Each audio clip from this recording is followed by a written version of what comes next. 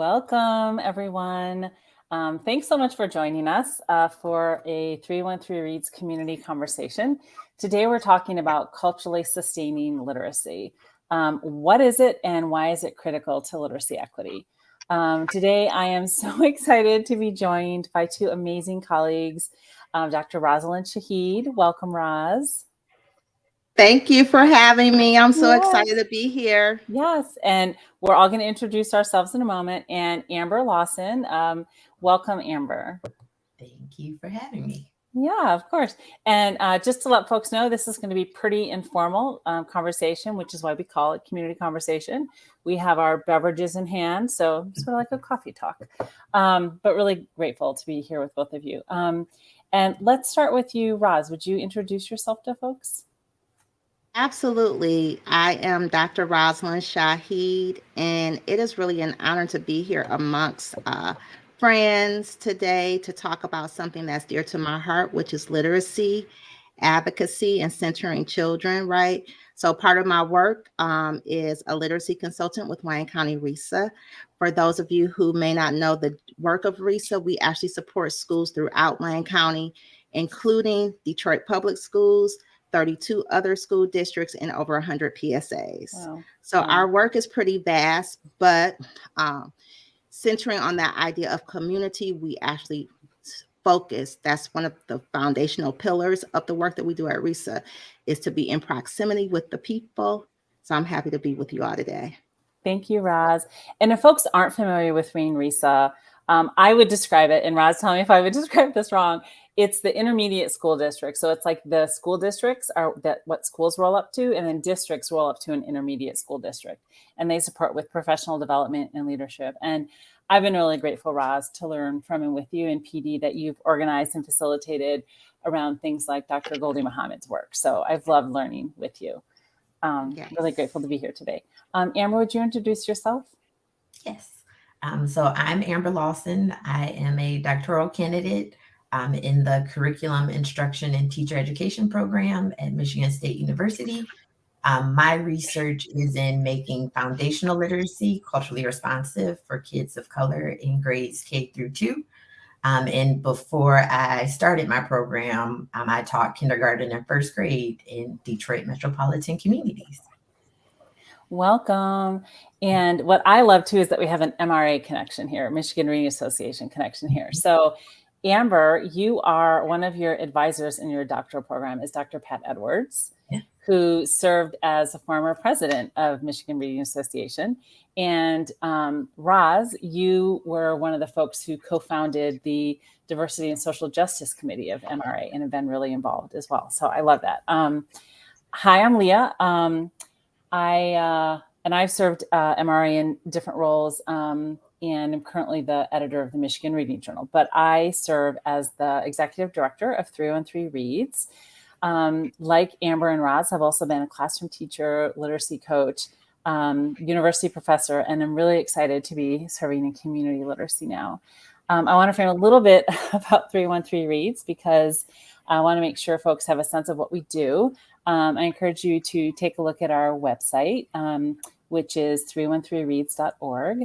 We are a community coalition. So what that means is we don't serve families directly. What we are is a coalition of more than 70 partners who come together for aligned and coordinated efforts. And what we're working towards is literacy access, equity, and justice. We think that grade level reading is something that all of our children deserve access to, particularly our children in Detroit.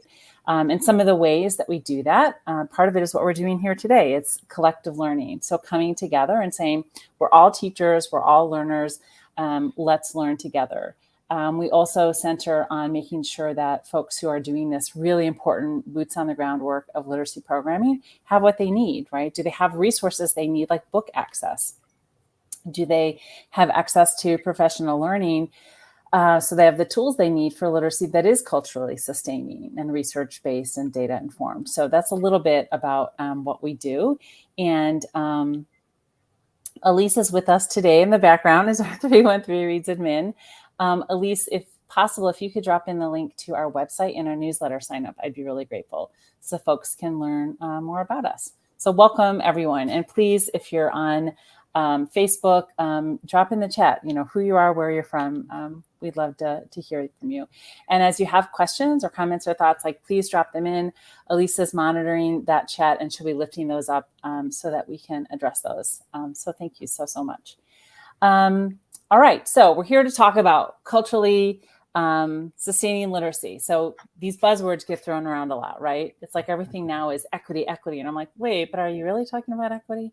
And I think in the same way, we talk a lot about culturally relevant literacy, culturally sustaining literacy, culturally relevant pedagogy. Like, what are these? What do these mean? Maybe we can start with just unpacking what those terms mean. What are some things that we want to lift up about, understanding what those concepts mean?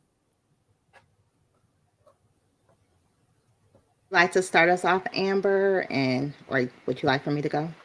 Sure, I can start us off.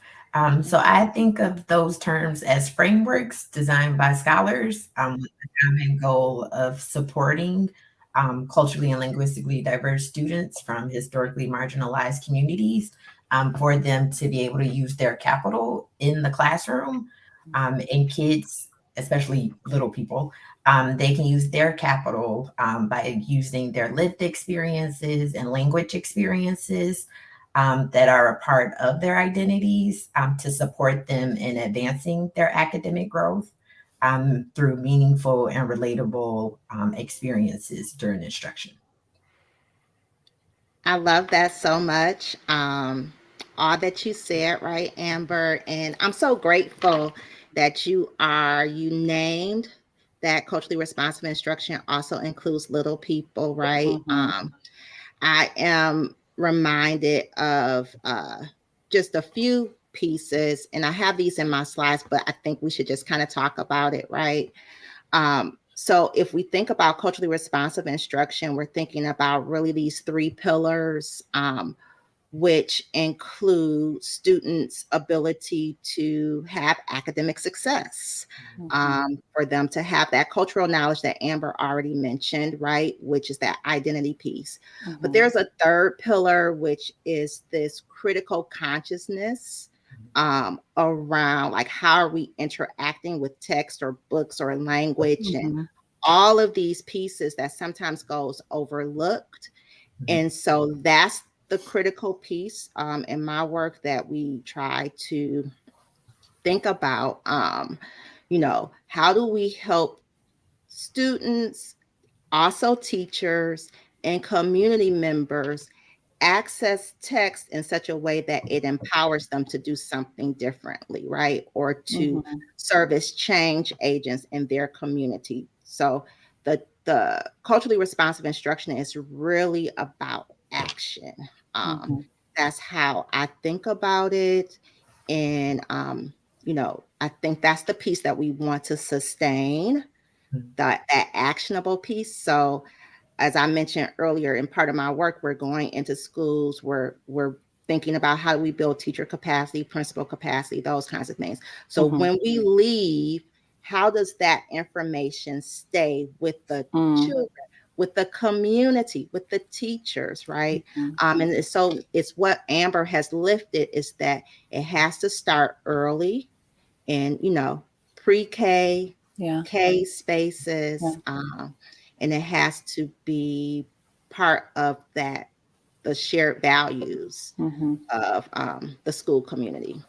Yeah, it's really interesting because I think a lot of times when people think about culturally relevant and culturally sustaining literacy, they think about older kids, right? They think about middle school, high school, what they're reading and writing to engage in action, like you're saying, Roz. But you're pointing out, Amber, that it actually needs to start very early. And part of it is just this basic kind of representation in ways that are beyond tokenized, but that are meaningful. And I often think about when my son was very young, there were these beginning readers. They're called Bob books. Have you seen them? Oh, okay. Yes, we are familiar with the Bob in the book. With the Bob in the book, right? So there's lots that could be better about the Bob books. But I will say that they are, decodable texts that go in a very specific sequence and systematic, and I use them to teach my little human read. I'll own that. But Bob lives in an all white world, right? What the heck, Bob? And I remember one night sitting with a glass of wine, coloring the Bob books, because they're like all black and white line illustrations, but there's no hair texture. Like coloring those because I wasn't going to have my black son reading these books that was an all white world, right? Like that is such a basic kind of level, but it's a starting point, right? And I think a lot of our partners, I'm looking at who's joining us here today. I'm really excited to see so many of our amazing program partners like SOAR Detroit Parent Network, and they're being really intentional about the kinds of books that they're choosing for reading instructions to connect with children with, in home. But that has to be a starting point, right? Like just because there is a black or brown face in a book, like that's not enough. It needs to go beyond it, right? And yet I often hear people, think that it's about older kids or it's about teaching with hip hop. Somehow it always comes down to, culturally relevant, like teach with hip hop, right? So, and not that it can include that, but Roz, you're talking about something much more, that it's about a call to action. It's about liberation. It's about something more. So can we talk a little bit more about like what that means for little humans? Because I think folks can wrap their head around that for middle schoolers who might be reading and writing texts about, I don't know, something like redistricting and elections and, historic marginalization and oppression of Black and brown folks with those systems. But what does that look like for little humans? And Amber, I know your work is with really little ones. So maybe you could talk a little bit about that. Yeah, I can elaborate a little bit. So Lass and Billings have pointed out that real life experiences make learning activities more genuine, and children are less likely to disengage with the instruction that's being provided to them. So when children are placed at the center of instruction, they can draw on their funds of knowledge to support their learning in meaningful and relatable ways. They can also recognize their identities and their experiences, that they do belong in a classroom, opposed to feeling like they have to leave who they are at home and take on this other identity in the classroom. I mean, when kids can actually be who they are in the classroom, they can recognize similarities and differences between their experiences and their classmates' experiences. And that can help kids reshape how they view differences, especially with those with whom they share the world with. So I can share a few examples of what this looks like when working with kindergartners and first graders. Elise, may you share the slides, please? While Lisa's sharing that, that's really powerful what you just said, Amber. My son Langston just finished third grade, and he has said so many times, why aren't there more books that have biracial characters and characters who have autism? Because that's how he identifies, right? Like, here's this little kid saying, I want to see me and see me like valued in the books I read. Yeah. So this is an example of two books that teachers can use, Cool Cuts and Happy Hair.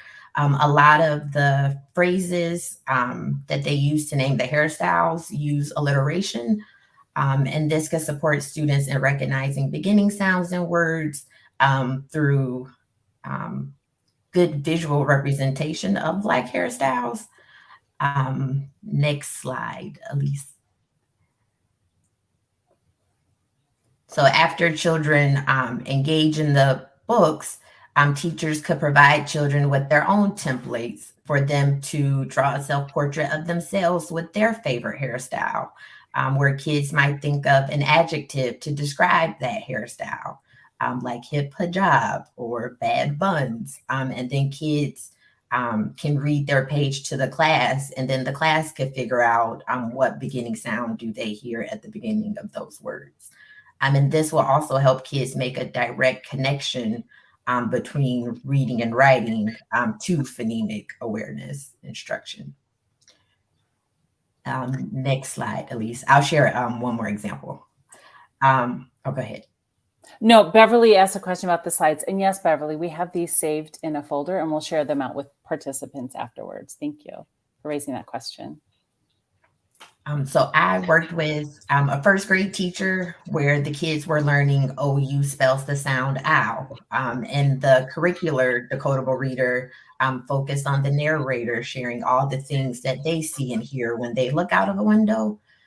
So like the sound of the wind, clouds in the sky, a fox at a pond. But these aren't necessarily experiences that kids may have when they're reading it. Next slide, please. So instead, kids reflected on the things they see and they hear when they look out of various windows at school. So it's a shared experience amongst the children. And then kids got to vote and share suggestions on what words and phrases would be included in the text. So that way, kids are using their home languages and their lived experiences to create curriculum to support their academic growth. And these are just a few pages from the decodable text they wrote together. I think one of the things you're lifting up here, Amber, is bidialectalism as well, right? So when we think about like multilingualism, there's subtractive and additive, right? And so often in US schools, it's like English only. So if kids are coming in multilingual, we're subtracting away that first language often. And in the same way with multidialectalism, kids are coming in with home dialect. Like everyone speaks a home dialect. But for students for whom there's a sort of perceived further match from book talk or standard American English, they very quickly get this messaging that that's invalid, that's wrong. And that's a very subtractive dialectalism model, which is, very harmful. So are you seeing when you do this work with kids that it's really affirming being bidialectal? Oh, they're very excited. They feel accomplished, like they wrote a book. Yeah. I know when I asked a second grader how did he feel creating the stories with his classmates, he shared, he can draw and think about it for himself. So it's very nice to hear kids take that ownership and feel good about themselves too for supporting their learning. Yeah. And Roz, this is making me think about a lot of the work that you facilitate with folks from around the state with Dr. Muhammad's work and, cultivating genius, cultivating joy, and really, building from lived experiences. It just seems like so deeply connected. Yeah, absolutely. I think, first of all, those may be the most adorable slides I've ever seen. Thank you, Amber, for sharing those. I think,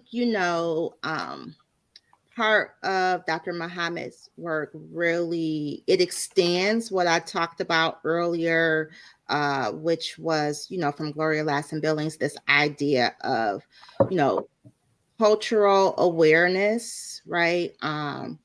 And she talks about that same idea, but she uses the term identity. And then she has these 5 pursuits that she talks about: identity, skills, knowledge. And then she adds this term, which is criticality, right? So how can we help kids always be thinking about social justice, advocacy, and so that's the piece that we want to continue to drive home around. Like, all of these images are beautiful. We want for kids to feel affirmed. We want for them to feel, and what Amber was describing is that was an asset-based approach. And that's really another pillar of culturally responsive instruction. So we're using what children already bring, and we're elevating that. So we are never, ever remediating. We're always accelerating. And that's part of our stance when we start to talk about culturally responsive instruction, specifically in upper L, middle school, and high school spaces. And so I wanted to also offer up an example. If Elise would be so kind to share my slides starting at, I think, maybe slide number 5. And I can give you an example of how this work might look. in middle school and high school spaces, maybe upper L as well. So part of the work that, we're thinking a lot about is how do we historicize? That's another piece of Dr. Muhammad's model. What she added to the culturally responsive piece is that we also must be thinking about how does history, right, play a role in what we're doing, and how do we provide spaces for kids to know their history, right? And so one example of this is a little lesson that we had done with high school students, interestingly. So it was a high school space that had this lesson, and there was actually a grade 3 through 5 space who had a similar lesson, right? So we started with Phyllis Wheatley as an example. And if you go to the next slide there, and we talked a little bit about Phyllis Wheatley, who she was as an ancestor, but also who she was as a social justice advocate, right? Sometimes we don't position Phyllis Wheatley that way. If people in the chat know who Phyllis Wheatley is, like, what's the first thing that comes to your mind, right? And so I'll give you a moment to kind of, you can click both slides, images there. So this image, probably comes to your mind as Phyllis Wheatley being very demure, very, thinking about her as a poet. But what we try to help students to think is that every action in a society that was actually hostile toward African American was a radical act, right? So what if we re-envision, and if you click again, we re-envision Phyllis Wheatley as this, right, social justice advocate? How might we position her, right? Phyllis Wheatley was taken from her home at 14 years old, or 7 years old, I believe, and, brought to the Americas, kidnapped and brought to the Americas. But what she did here, she learned 7 different languages. She was the first African American to publish a book. She was interrogated by people like Thomas Jefferson, right? But she won. So my question for older kids would be, so who was her mother? What must have happened? What must have occurred with Phyllis Wheatley? How was she nurtured to become such a radical woman? And so that is how, if you go to the next slide, I would introduce a lesson in a science classroom on mitochondrial DNA, right? So we start with our ancestral lineage, and we teach kids about mitochondrial DNA, the DNA that lives in women, that is passed down from mother to child. And it goes back, thousands of years, right? And then I would say something, this lives in you.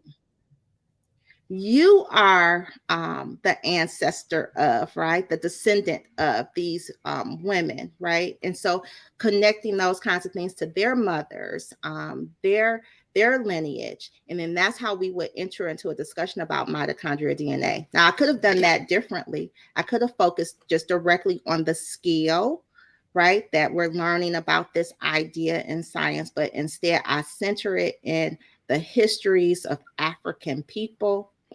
And that is part of, how that might show up in a classroom. Right. This is so interesting and exciting to me. Okay, first of all I ever learned about Phyllis Wheatley was that, like, she was the first published African American poet.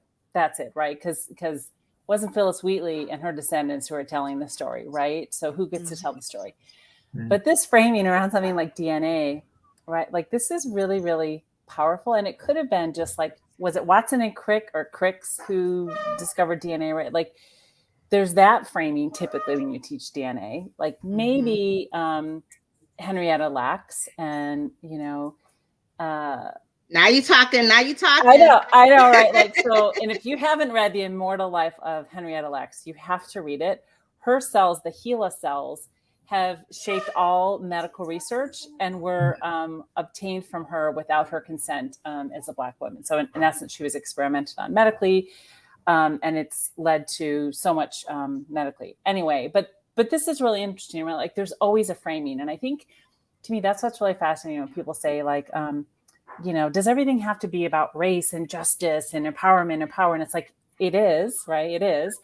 But if you just don't resist, then you're just perpetuating. So if we don't stop and reframe the narrative and what these things are about, whether it's science or social studies or, whose stories get told from very early student authored texts, we're just perpetuating, a white narrative. I am so sorry. I am getting signs that say, "Can I have lemonade?" This is reality. Yes, can we have lemonade? I'm so sorry. But he got all the phonemes in that word. Listen, so that's what I'm going to celebrate, right? My little writer. All the phonemes, and he was advocating for himself through literacy. I love it. Really Go Langston. Go Langston. And action, right?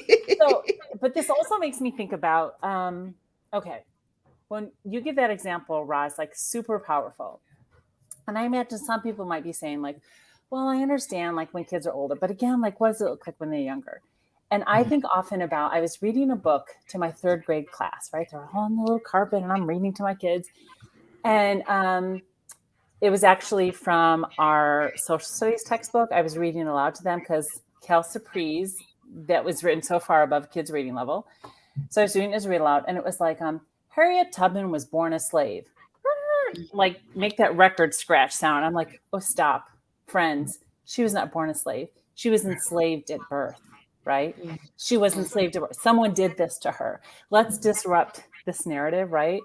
And it's this very small shift. I think about my son's teacher, Miss Casey. Shout out to Miss Casey from Detroit Prep. The curriculum called for a class read aloud of Peter Pan, right? And then, a unit based on that. But Miss Casey was like, wait a minute, this text perpetuates misogyny. It perpetuates horrific stereotypes against Indigenous people. So she had the kids explore that and unpack it. And then they wrote a letter to the curriculum publishers. It was Expeditionary Learning, I'll just name it. She had them write a letter to the book publishers about like, should this be used in the class, right? And then if there's celebration of learning, kids were sharing their different perspectives. And it was okay for them to have a different perspective, but they had to ground it in that. And like, I was like, wow, she's got our babies doing a critical race and gender analysis of Peter Pan. Very powerful. And I think, those examples, right, they show a few things. The first is students have the capacity, no matter what age it is, to think critically, right, to be critical consumers of text. I think we should always be advocating for that and helping them to share their understanding. The second piece, I think, is that, they're geniuses. And that's what we want to elevate, is the genius of children. And they do have some critical notions around things. I love what you said, Leah, about this idea of moving from, the phoneme to the word level, like really interrogating how are words used in visual images, whose voices are being heard, whose voices are being silenced. So sometimes when we are mandated to use a curriculum, and that's very often true for most of us, right? What can we do to interrogate that, and what can we do instructionally to still provide a space that is affirming for our babies? Because that's how we, enact change. We want to affirm. Again, I'll repeat this. I'll sound like a broken record. We are not remediating. We are always accelerating. We're always advancing thinking and access to literacy. Amber, can you talk about that for like the earliest learners? Because I, again, think about, and I also, like, I started my career teaching in a Montessori school, which I loved. So working with very little humans. And I remember it would come up a lot in book, sort of costumes of Indigenous folks in very stereotypical ways. And I would always stop and say, oh, wait, like we don't, perform as other identities. We don't wear other folks, traditional clothing, like as costumes. But my kindergarten class would have those conversations. And I think some people feel like little kids can't do that, or like it's not a space for them. Will you just talk a little bit about this, criticality, like in kindergarten, and what you see that looking like? Sure. I will say maybe during the studies that I've already conducted with first graders and second graders, where they did create their own decodable text, we did have a conversation about, did we know the people who designed the decodable readers? Did they ask us if we wanted to choose the characters or what the characters are doing? So kids do recognize when they are consumers of resources, opposed to when they have a voice and they can share that voice in the classroom. I just think it can happen through dialogue with children, just creating that space for kids to share their ideas and things that they may be questioning as far as structures of society, things that is going on in their classrooms or their schools. So just creating that space for them to share their voice and their opinion. I think a lot of what we've named so far is that some of the things that are at the heart of culturally relevant and culturally sustaining literacy are things like, as you're saying, Raz, like we don't remediate, we accelerate, right? We don't take subtractive approaches, we take additive approaches. We build from asset framing. We celebrate identities and create opportunities for kids to be the authors of their own identities and lived experiences and their voices. And we've talked a lot about things like, race and gender. And I'm also thinking about this core part of culturally relevant and sustaining teaching around relationships and the key that they play. And I feel like this is something that often gets left out in the conversation. And so I just wanted to know if we could, talk a little bit about the role of that in these practices. I think there's a lot of conversation now about trauma-informed teaching. My hope is that we talk about trauma and resiliency-informed teaching. There's been a lot of conversation around grit in the last decade or so. I will say I really push back at this concept of grit, like our babies had to have grit to survive, right? They don't need to be taught grit. And social emotional learning is so centered. But so it's this idea of we teach to the whole human. And I think about this idea of, I believe it was Bell Hooks, talking about teaching with radical love, right? We don't just teach reading or literacy, we teach this whole human being. We teach with radical love and acceptance for who they are and celebration of who they are as an individual in community. And that's at the heart of culturally relevant work. So I'm wondering if you could each kind of, talk about that from your perspective. I'd love to hear more about that. I can jump in. I think love is foundational to all that we do, in this idea of having joyful interactions with students. So when students are nurtured and loved, right, then they do excel.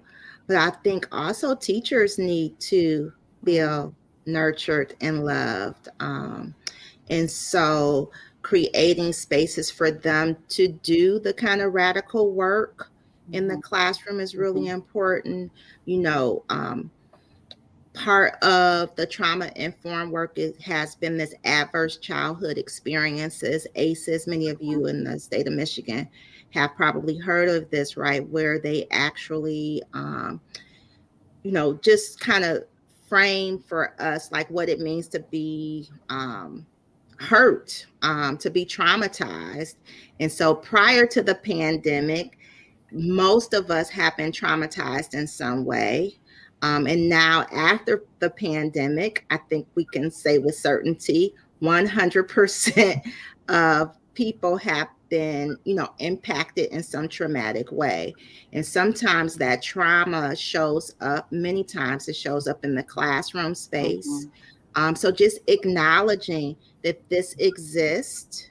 And so everything that we do is created in such a way that we are always going to nurture children, nurture their development, and nurture their creativity, right?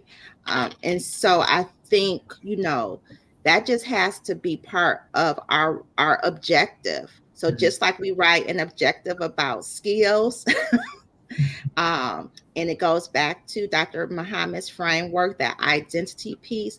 That piece right there could be, expanded, and added with, how will we nurture this child today? That's essentially what that identity piece does, in my opinion. And what Amber lifted earlier, connecting it directly to the home. There should not be instances where the home environment is not connected to the lesson directly, or there should be multiple opportunities for that. I should say multiple opportunities for the home to be connected, so it really becomes a true community piece, because we're all impacted. We're all impacted, and we all need that support.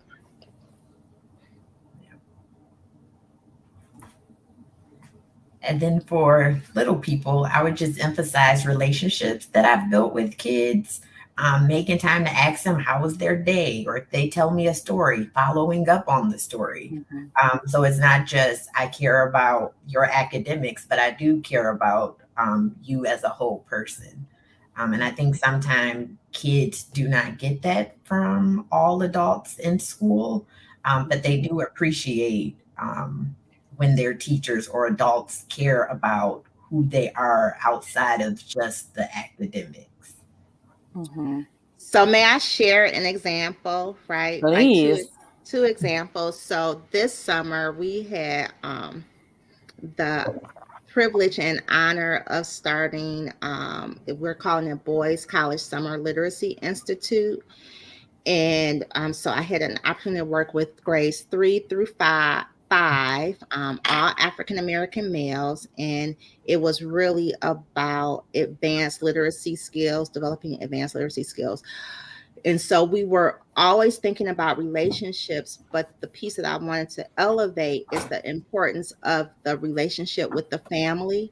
So we, on a regular basis, were thinking about, how do we interact in positive ways with these families? And so something as simple as a phone call to affirm shifted the entire relationship with the family. Sometimes families only receive phone calls when something has gone wrong. And so already when that is the first phone call, you have already splintered the relationship. And so thinking about those things, providing newsletters and updates, sending books home with the children, but also giving some information to the family. How can you interact with this text? What might be some extended pieces to do with that? Those are all ways to build relationship. And, in addition to the children, posing that same question that Amber has already elevated so beautifully to the parents. How are things going for you today? Now, how can I be more support to you? So I think that community piece, my good colleague, Dr. Ashlyn Curry, she always says, yes, it takes a village, but it takes an informed village. And I see my other colleague on the line. I have to say, Pamela Parham, she is the master of building relationships. And so I'm just so honored to have had so many people in my life to reiterate that idea to me. How do you build community, sustain the community with love and excellence? It's really interesting because as you're talking about these things, I'm thinking, and it can be big, but it can also be little moves along the way. And, I've noticed that, like I see reflected in Langston talking, what he's getting at school. He talks about kids' caregivers. He doesn't say parents, he says caregivers, right? Because they've been very intentional about that. and they know that there are lots of different kinds of families. Like, that's really exciting for me, that kind of framing. And I saw a couple colleagues lifting up on social media something that I thought this is, because it was so relevant to what we were talking today. Dr.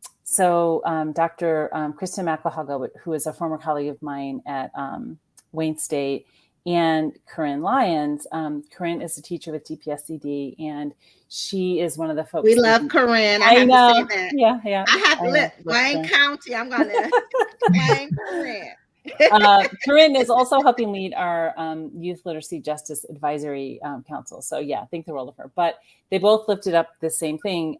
They amplified it, and it was this sort of a, instead of this, maybe try this sort of a swap. And it was sort of like when kids come back to school, whether they're coming back to out of school time programming or they're coming back to school, and we ask them things like, write about what you did for your summer vacation, right? And a lot of kids, it's like, they may not have left Detroit. They may have gone to their, grandmas or aunts or, whatever. But like, that's a really loaded prompt. And things like create your family tree, right? Like how many generations do you go back before it's like, I can't say, my ancestors were from Sweden, right?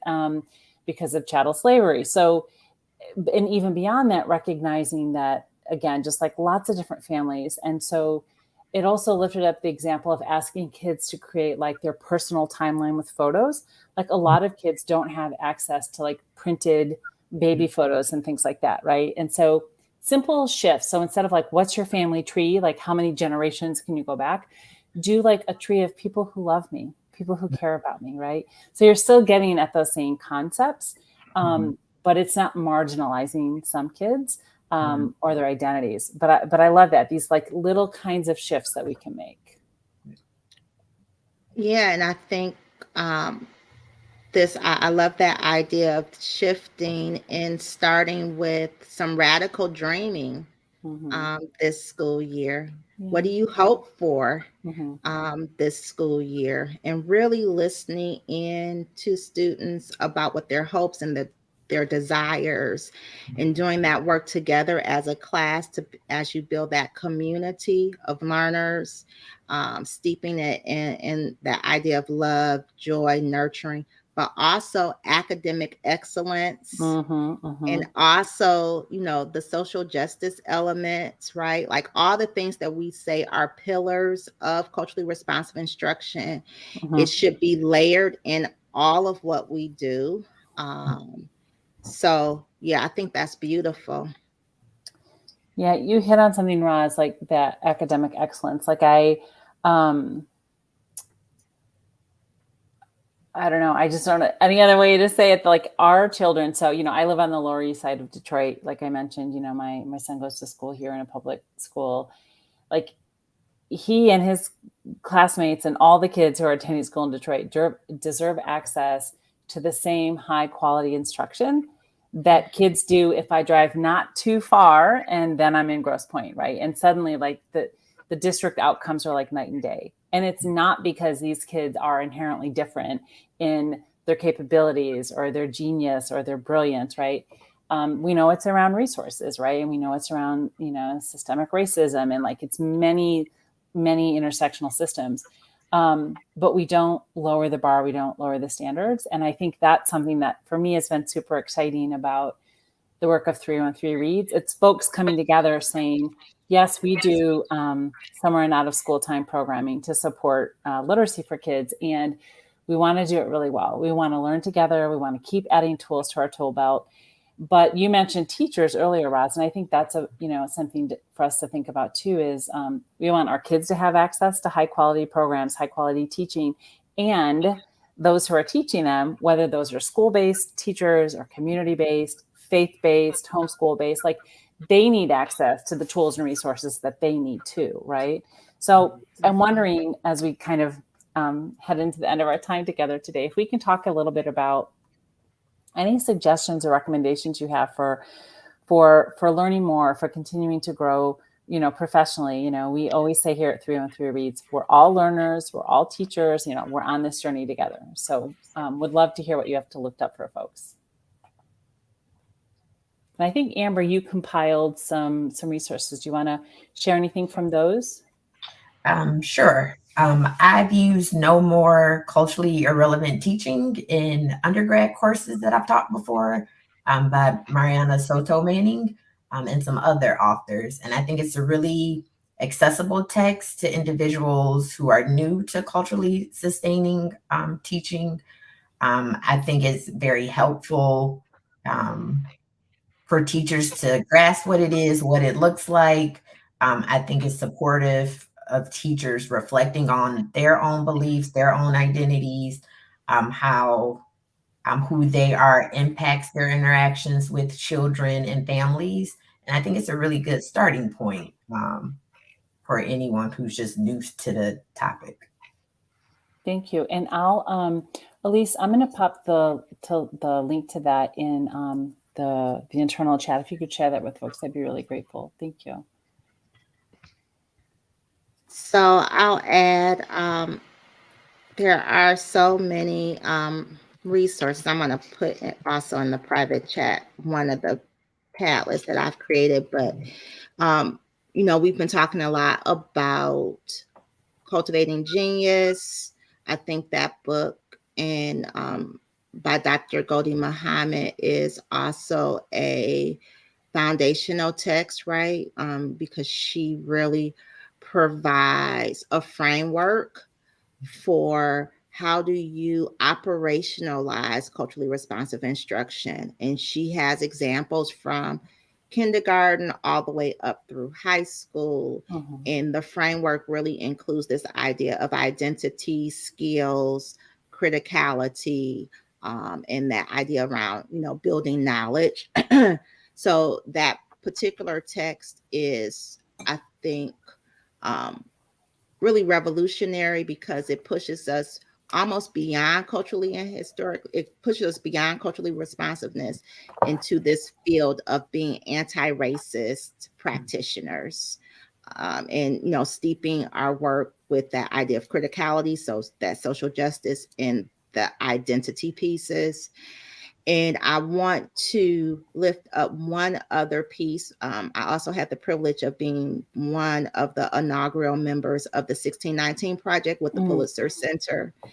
And so that work has been really revolutionary for me. And it's such a wealth of resources. And they are, so those folks who aren't familiar with the 1619 Project, it is the work of Nicole Hannah-Jones, who, you know, really kind of repositioned and wrote, you know, a series of articles alongside other journalists to talk about, you know, from the Black perspective, this historical perspective of the founding of America. And so over time, what has happened is that all of these resources have been compiled and curated at the Pulitzer Center. And so over the last 3 years now, educators across our entire United States have come together to create units of study using those resources. So there are so many primary source documents that we wouldn't normally have access to that have already been curated for us. They are teacher teams who have come together to create units of study. And I think it's just a wonderful, wonderful resource to kind of peruse for those who are in, you know, K-12 settings. And in terms of, and there's also resources for those who are servicing and after school programming, right? Mm-hmm. So I think that might be two of the ones I want to lift today around culturally responsive instruction. And last but not least, I cannot say enough about Dr. Tatum's book, The Advanced Literacy Development of African American Boys. That will be another book that I highly recommend. Yeah, absolutely. Thank you, thank you, thank you. And we'll be hosting in the fall, in October 18th, a screening of The Right to Read. It feels so relevant to this. As you know, Detroit was a historical site for a landmark lawsuit, 94 million, because students basically said we did not have access to what we needed to learn to read, right? And they won that lawsuit. And there have been other lawsuits, nationally. But it's a screening about what happened in Oakland, California is related to that. And we're having a community conversation with that. One of the folks who's part of that conversation is Dr. Pamela Pugh. She's the president of the State Board of Education. We're really excited to have her there. But, this access to the right to read is so tied up in all these different systems that we've been talking about. So I hope folks will keep an eye out for that save the date.